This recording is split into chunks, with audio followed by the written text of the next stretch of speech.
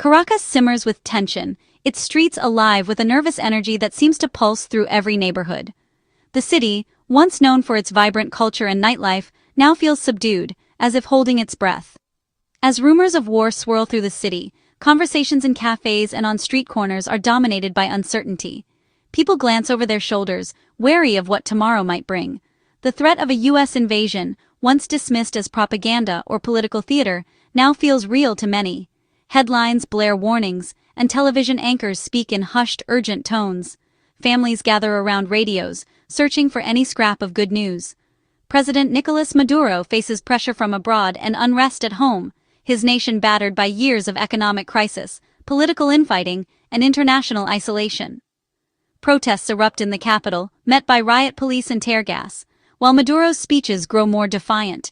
In 2025, these tensions have reached a breaking point. Military checkpoints dot the city, soldiers patrol the streets, and barbed wire barriers slice through neighborhoods. Venezuela teeters on the edge of conflict, the air thick with anxiety and fear. The U.S. has sent a powerful naval armada near Venezuelan waters, officially to fight drug trafficking, a claim few believe. The sight of American warships on the horizon has only deepened the sense of crisis, fueling speculation about what might come next. For Maduro, the arrival of the USS Gerald R. Ford and its fleet is a direct threat, pushing him to seek help from Russia. High-level meetings with Russian military officials signal a new phase in Venezuela's standoff with the West. Russian military support has escalated, with cargo planes landing in Caracas and soldiers unloading equipment.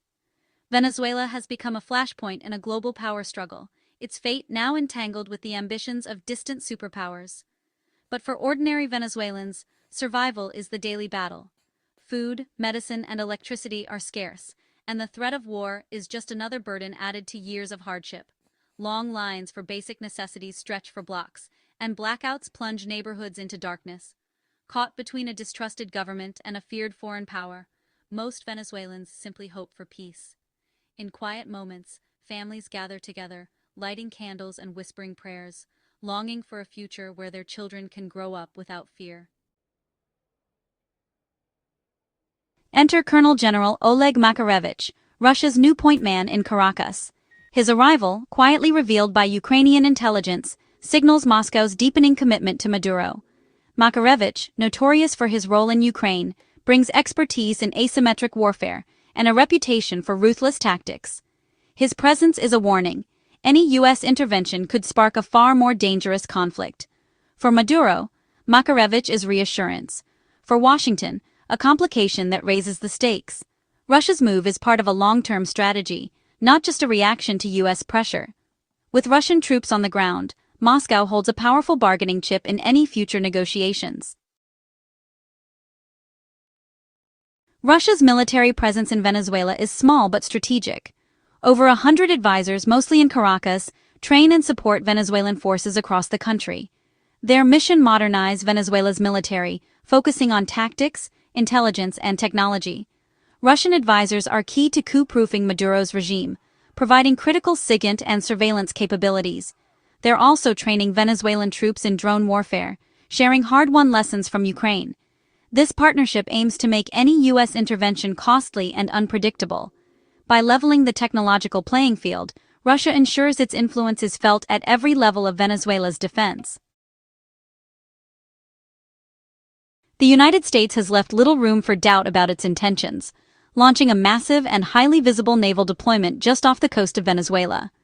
The sight of American warships patrolling these waters sends a powerful signal, not only to Caracas, but to the entire region and the world.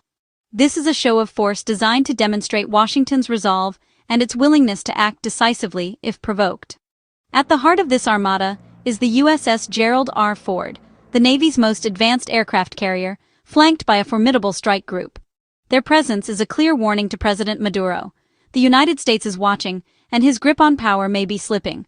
The message is unmistakable. Maduro's days could be numbered if he continues to defy international pressure. Officially, the mission is framed as a crackdown on drug trafficking routes that run through the Caribbean. But few observers are convinced that this is the whole story. Many believe the real objective is to tighten the noose around Maduro's regime and pave the way for regime change, using the fight against narcotics as a convenient pretext. U.S. officials have not shied away from tough rhetoric, openly declaring that all options remain on the table. This has only heightened anxiety in Caracas, where Maduro's inner circle now operates under a siege mentality, fearing that an American intervention could come at any moment. Venezuela's military knows it stands little chance in a direct confrontation with U.S. forces. Instead, their strategy is to prepare for urban warfare and asymmetric resistance, hoping to turn any invasion into a drawn-out and costly quagmire for Washington. On the world stage, Maduro finds himself increasingly isolated. Most major countries and international organizations now recognize opposition leader Edmundo González as Venezuela's legitimate president-elect, further undermining Maduro's authority and leaving him with few allies. This lack of international legitimacy gives Washington the political cover it needs to justify intervention, both at home and abroad, framing its actions as support for democracy rather than aggression. Meanwhile, ordinary Venezuelans are caught in the middle. Most dread the prospect of war, fearing for their families and their future. Yet, relentless U.S. pressure and the ever-present threat of conflict keep tensions high and uncertainty alive across the country. Feeling cornered and increasingly desperate, Maduro has turned to his Russian allies for support, deepening military and diplomatic ties in a last-ditch effort to hold on to power as the crisis escalates. Russia and Venezuela's alliance is now a full-fledged strategic partnership. A new agreement, though not yet ratified, guides their deepening military and intelligence cooperation. Russian intelligence gives Maduro vital insights into U.S. plans and opposition activities. In return, Russia gains a foothold in America's backyard, a key asset in global power games. Russian advisors are modernizing Venezuela's military, focusing on asymmetric tactics and drone warfare. The goal: make Venezuela a porcupine, too dangerous and costly to attack. Russia is helping Venezuela build its own drone program, training operators with commercial simulators. This isn't just about hardware, it's about exporting a new way of fighting, honed in Ukraine and now arriving in Latin America. Venezuela is embracing drone warfare, training cadets on FPV kamikaze drones using commercial simulators. Inspired by Russia's experience in Ukraine, these cheap, agile drones offer a way to strike back against a superior foe. The program allows rapid, cost-effective training, creating a new generation of drone pilots. The aim: harass and destroy enemy vehicles, disrupt supply lines, and demoralize invaders. For Venezuela, drones are a crucial part of an asymmetric defense strategy. Unable to match U.S. firepower, they're betting on unconventional tactics to raise the cost of intervention. With Russian guidance, Venezuela is turning its territory into a potential trap for any would-be occupier. While the world focuses on military maneuvers, Venezuelans fight a daily war against hunger and poverty. Hyperinflation has destroyed the bolivar, making basic goods unaffordable for most. Long lines, barter, and remittances are the new normal as the middle class vanishes. Infrastructure is collapsing. Blackouts, water shortages, and a broken healthcare system define daily life. The fear of war is overshadowed by the immediate struggle to survive. Political repression is rampant, with hundreds jailed as political prisoners after the disputed 2024 election. Most Venezuelans view the geopolitical standoff with exhaustion and skepticism, fearing more suffering if conflict erupts. For them, the power games of Maduro, Trump, and Putin are a cruel distraction from urgent everyday crises. Maduro's grip on power isn't built on popularity, but on a system designed to prevent coups. He constantly rotates military leaders, preventing any from amassing enough power to challenge him. Top officers are rewarded with control over lucrative sectors, tying their fate to the regime's survival. Corruption and fear keep the military loyal, as many face prosecution if Maduro falls. State media and staged rallies project an illusion of unity, while security forces silence dissent through intimidation and violence. The threat from U.S. forces is real, but the fear of Maduro's own security apparatus is what keeps most Venezuelans quiet. It's a regime built on fear, not consent. For now, survival, both for Maduro and his people, means navigating a landscape shaped by repression and uncertainty. Venezuela stands at a crossroads, its fate uncertain as global powers circle.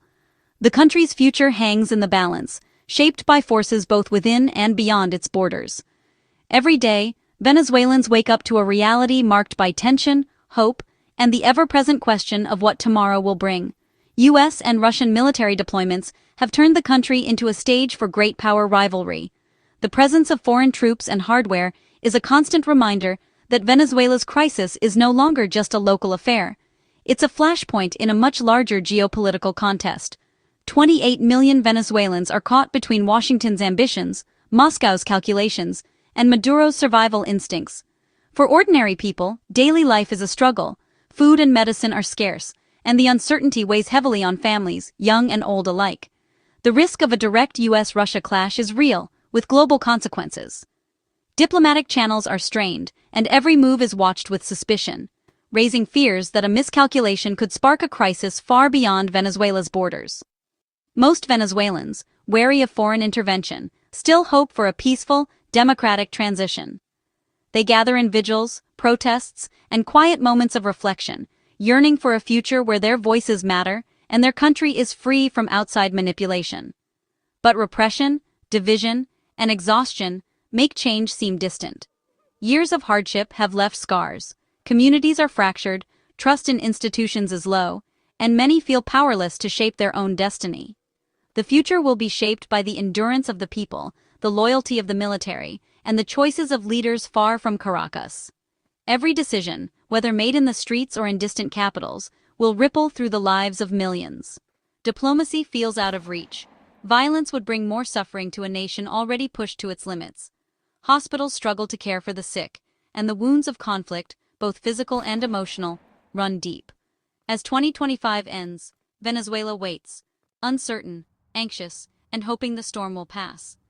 The world watches, but for Venezuelans, the struggle is personal, and the hope for a brighter dawn remains alive, even in the darkest hours.